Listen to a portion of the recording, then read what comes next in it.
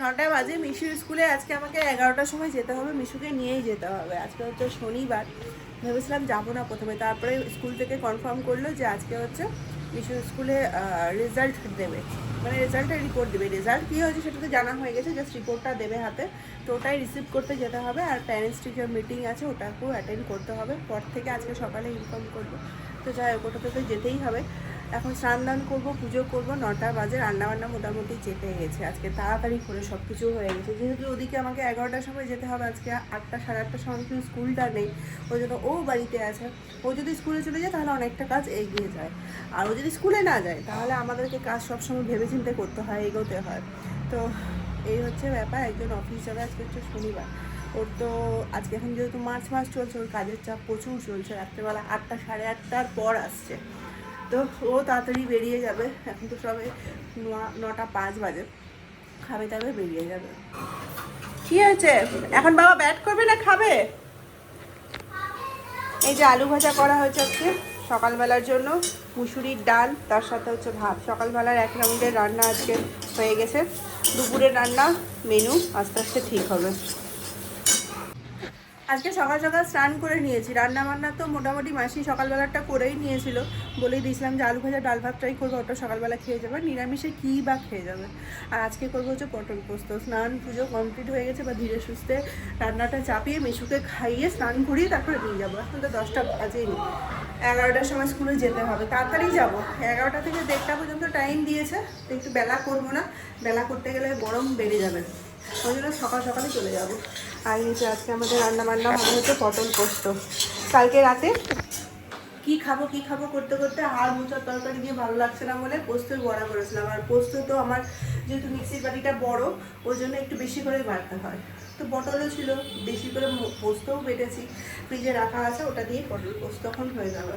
আর নিরামিষে ভেবে ভেবে চিন্তা করে করতে হচ্ছে, কারণ মানে পরপর নিরামিষ চলছে, তো ওই জন্য একটু চিন্তা ভাবনা করতে হচ্ছে। চল রান্নাতে যাবে দই টই দিয়ে।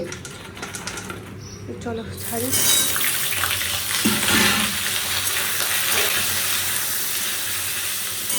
কালকে যে সজনে ভাজাটা করেছিলাম প্রেশার কুকারে একটা সিটি দিয়ে, এত সুন্দর হয়েছিল। ভেবেছিলাম তাড়াহুড়াতে প্রেশার কুকারে চাপিয়েছি, হবে কি হবে না, ভালো হবে কি হবে না। আমাদের তো একটা চিন্তা ভাবনা আছে প্রেশার কুকারে যে রান্নাটা হয় সেই রান্নাটা কোনো ভালো হয় না, কিন্তু এটা ভুল কথা।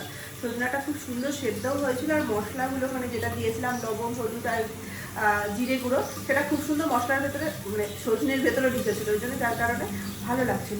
আজকেও তাই চাপিয়েছি সজনেটা প্রেশার কুকারে, জাস্ট 1টা থেকে 2টো সিটি দিয়েই সাথে সাথে বার করে দেবো। কালকে রাতের বেটে রাখা পোস্ত, তাতে হলুদ দিয়ে দিয়েছে, লবণ দিয়ে দিয়েছে। আমরা পোস্ততে সবসময় হলুদ দিয়েই খাই, অনেকে হয়তো খাই না পোস্ততে হলুদ, বেশি হয়ে যাবে না, দিয়েই দিই।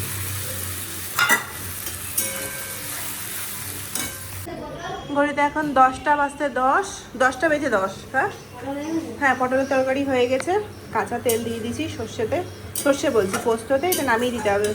সেটা হয়ে গেছে, এটা হয়ে গেছে। আর এদিকে হচ্ছে ওই যে সজনা ভাজা বলছিলাম, সজনা ভাজাও আমাদের হয়ে গেছে মোটামুটি।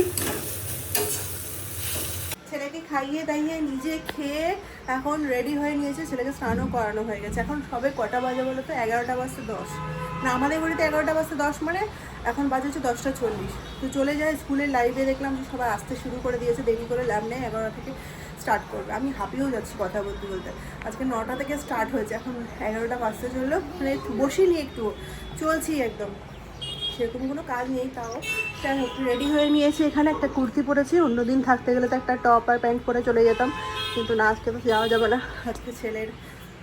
যাই হোক আর কিছু বলছি না, বেরোই তাড়াতাড়ি। ওই যে একজন স্কুলের রেজাল্ট আনতে যাবে, ওই জন্য সুন্দর করে সাজুগুজু করে নিয়েছে না, ইয়েলো কালারের একটা জামা পরিয়েছি, বেরিয়ে যাবো। চলো, মুখে জোয়ান ধরেছে, ওই জন্য কথা তোতলে যাচ্ছে। কী হয়েছে? চলো, টোটো এখানে থামতে বলি, হেঁটে যাওয়া যাবে না আজকে, অন্যদিন হেঁটে চলে যায়। এত রোদের মধ্যে মিশুকে নিয়ে হেঁটে যাবো না, আসার সময় টোটো করে আসতে হবে। চলো।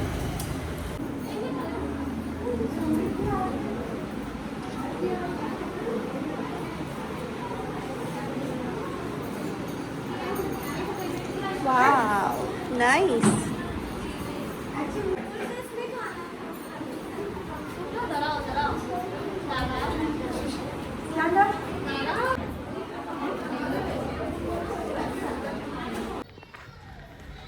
আজকে মিশুর স্কুল থেকে আসার পর আমাদের আর ভিডিও করার মতো কোনো রকম ইচ্ছে ছিল না, কারণ হচ্ছে বাইরে এত বেশি রোদ না, মানে কি বলবে। এখন বাজে কটা বলো তো, এখন বাজে হচ্ছে 8টা রাত্রি। তো আজকে দুপুরবেলা যখন আসি তখন কটা বাজে, সবাই 11:30। আমি যেহেতু তাড়াতাড়ি চলে গেছিলাম, ওই জন্য আমার তাড়াতাড়ি হয়েও গেছিলো। কিন্তু বাইরে এত বেশি রোদ, গেছি টোটোতে, আসার সময় আমি কোনো টোটো পাইনি, হেঁটে হেঁটে আসতে হয়েছে, মানে এই রুটটাতে পুরো টোটো আসছিল না। তো যাই হোক, ছেলেকে নিয়ে হেঁটে হেঁটে আসতে হয়েছিল, ভাগ্যিস ছাতাটা ছিল।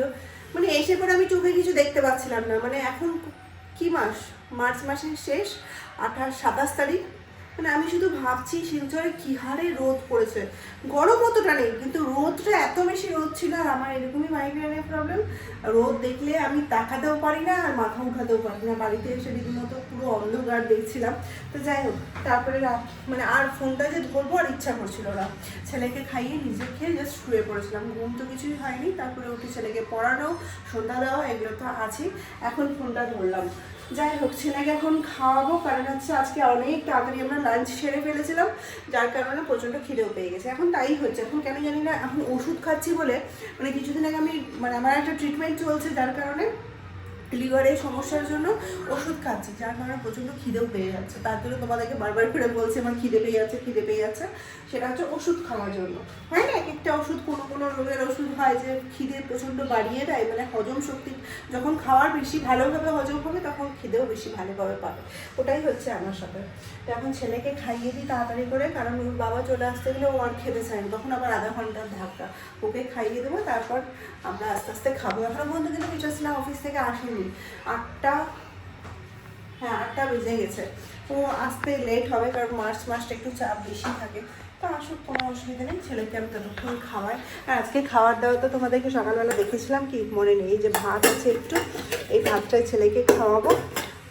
আর এখানে আছে হচ্ছে ডাল, দুপুরবেলা খাওয়া দাওয়া করে শেষ করে ফেলেছি। আলু ভাজা আছে, পটল পোস্ত করেছিলাম, পটল পোস্তটা খুব সুন্দর হয়েছে খেতে।